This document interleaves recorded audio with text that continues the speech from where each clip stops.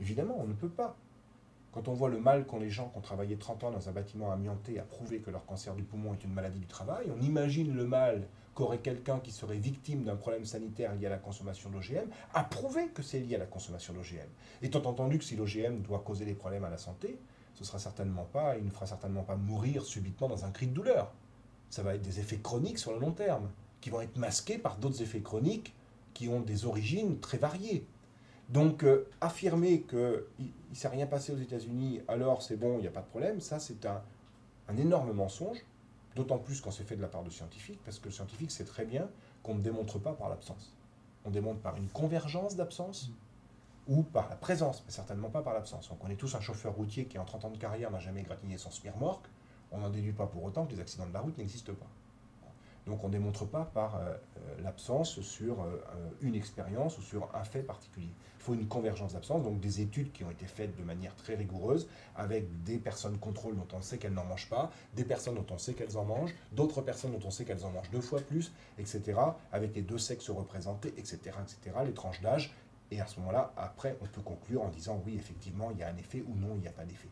Mais tel que on ne peut pas, disons, profiter de l'expérience grandeur nature des Américains qui se sont lancés à corps perdu dans les OGM depuis déjà 15 ans pour tirer des conclusions sur la santé. Sur l'environnement, il y a un certain nombre de choses que l'on peut déjà affirmer. Ça, c'est clair. On sait par exemple, bon, on le savait déjà avant, que le pollen n'a pas attendu les chercheurs pour se disséminer, bien évidemment. Mais on a des faits concrets maintenant. Hein, consécutif à l'expérience grandeur nature de l'Amérique du Nord, mais également l'Amérique latine, etc. On sait qu'au Canada, c'est plus possible de faire du colza bio ou du colza conventionnel parce qu'il y a du colza OGM qui a tout envahi. Donc voilà, sur l'environnement, on peut arriver à tirer profit, entre guillemets, du manque de précaution des pays qui se sont lancés à corps perdu dans les OGM. Mais sur la santé, on ne peut pas. Et donc, c'est vraiment donc un problème important bah, de prendre ces aspects-là en considération, quoi. Ok, pour moi c'est quasiment bon. Moi j'ai 2 petites questions pour Oui. comprendre. Parmi tout ce qu'il a, il y a 2 questions qui n'ont pas été traitées, c'est ça? Ouais, c'est ça. D'accord. Au moment de la mise sur le marché à la fois des insecticides systémiques et des OGM, on disait les abeilles ne vont pas sur le maïs. Il s'est révélé que les abeilles allaient sur le maïs et qui plus est, un jugement qui a été posé par le tribunal de Marmande condamne les apiculteurs du fait que leurs abeilles soient un vecteur de contamination des parcelles traditionnelles. Qu'est-ce que vous en pensez? Bah, c'est vraiment c'est se foutre de la gueule du monde. C'est l'apiculteur qui serait responsable de la contamination d'un champ de maïs conventionnel par du maïs OGM, au prétexte que ce sont ces abeilles qui sont allées chercher le pollen du champ OGM pour l'amener dans un champ non OGM. Je veux dire, mais bon, ça se passe de tout commentaire. Je veux dire, c'est vraiment se foutre de la gueule du monde. C'est le monde à l'envers, c'est-à-dire qu'on rend l'apiculteur responsable comme si lui était maître de los endroits où ces abeilles vont aller chercher le pollen. Évidemment que, là encore, cette affirmation qui consiste à dire que les abeilles ne vont pas sur le maïs, c'est bien la preuve que les personnes qui tirent ces grandes conclusions, qui ont parfois fait de longues études, qui parfois travaillent d'ailleurs sur des plantes comme le maïs, dans leur laboratoire, mais n'ont jamais mis leurs bottes pour aller une seule fois dans un champ de maïs voir ce qui se passe. C'est comme, j'ai entendu un jour dans un débat un chercheur qui me disait, mais le transport de graines par les oiseaux, ça n'existe pas. Donc voilà, alors on se demande si ces gens-là, un jour, sont sortis de leur appartement pour regarder ce qui se passait autour d'eux dans les champs. C'est quand même incroyable, c'est comme tous ceux qui travaillent sur des molécules d'ADN de diverses plantes, etc., puis qui ne savent pas reconnaître la plante en question dans la nature. Donc, oui, mais on en est là, on est dans une démarche. Alors aujourd'hui, c'est les abeilles donc, qui vont donc. Il va falloir tenter un procès aux abeilles ou interdire les abeilles d'aller dans tel champ, etc. Enfin bon, c'est vraiment. Visiblement, le ridicule ne tue pas, quoi. Et puis j'ai finalement la petite question conclusive. Si opinion vous avez sur l'avenir de l'abeille? Sur l'avenir de l'abeille, à mon avis, je ne suis pas un spécialiste de l'abeille, mais c'est mal barré. C'est mal barré au regard de ce qui se passe dans le monde. Hein. Il y a disparition de cheptels d'abeilles à des vitesses absolument impressionnantes. L'abeille qui disparaît, ça veut dire environ 80% de pollinisation qui ne se fait plus. Donc c'est bien sûr catastrophique pour l'avenir de la planète. Mais je crois qu'il y a une solution.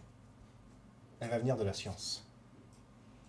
Parce que la science résout tous les problèmes. La science fait des imperfections, les technologies sont génératrices de problèmes environnementaux, c'est pas grave. Demain, la science viendra combler ces imperfections.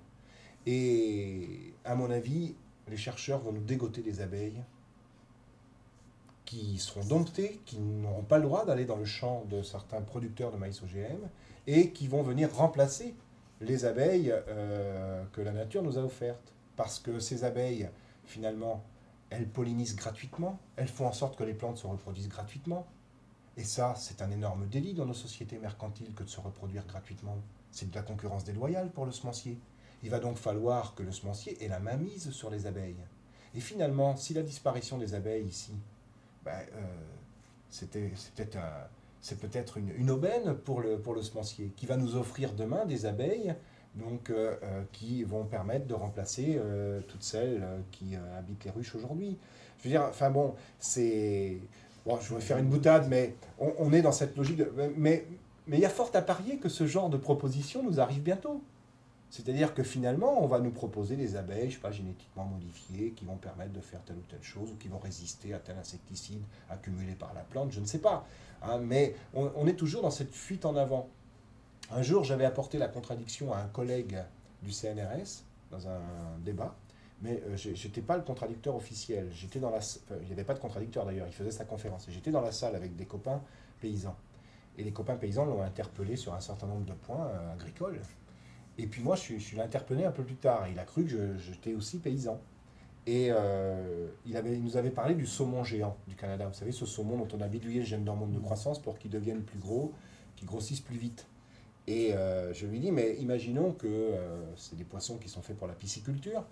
Une marée violente, ça arrive tout le temps, les cages qui explosent, des poissons s'échappent. Quelques poissons s'échappent. Ces poissons font 5 ou 6 fois la taille du poisson normal. Ils deviennent des prédateurs qui n'étaient pas. Donc ils vont porter atteinte à la biodiversité locale. Tant qu'ils sont que 3 ou 4, c'est pas grave.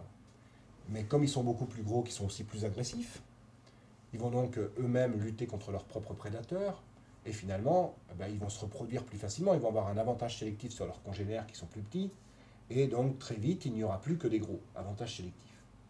Et il me répond, oui, vous avez raison, ça peut être un problème, mais on peut très bien imaginer des saumons géants qui, dès qu'ils s'échappent, deviennent stériles.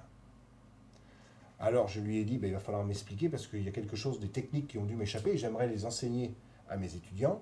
Peut-être que les poissons sont attachés dans la cage par les testicules et quand ils se barrent, les testicules restent dedans. Je ne sais pas, mais il faudra m'expliquer. Vous voyez, c'est la fameuse fuite en avant.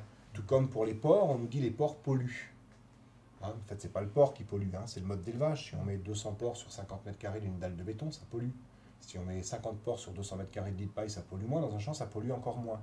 Eh bien, au lieu de remettre en question l'élevage du porc, on nous propose des porcs OGM, on va nous proposer des porcs OGM, ça fait partie des projets qui sont déjà en œuvre, hein, qui sécrètent dans leur salive une enzyme qui va permettre de dégrader l'acide phytique et donc de faire en sorte que le phosphore devienne digestible par les porcs et donc ne soit plus relargué dans le sol.